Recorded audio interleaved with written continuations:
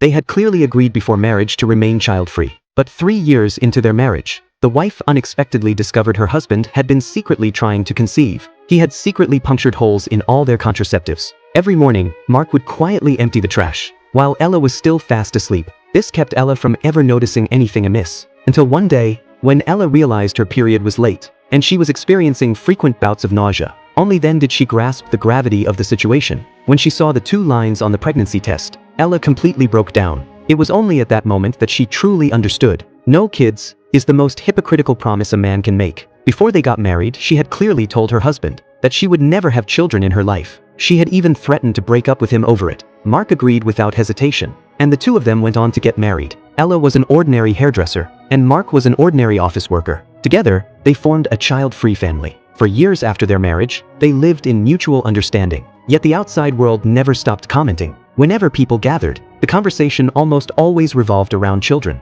As a result, Ella became an outsider in everyone's eyes. But she didn't feel unhappy about it. Seeing her friends struggle daily with the demands of parenting, she felt her decision was absolutely right, especially when her close friends heard that Ella would soon open her own hair salon. Their envious glances filled her with a deep sense of accomplishment. Mark, however, wasn't quite so at ease. Whenever colleagues brought up the topic of children, he didn't want to talk about it. Seeing his wife's career on the verge of a breakthrough, while his own work showed little progress, Mark's inner world began to shift. He even harbored an extremely selfish thought.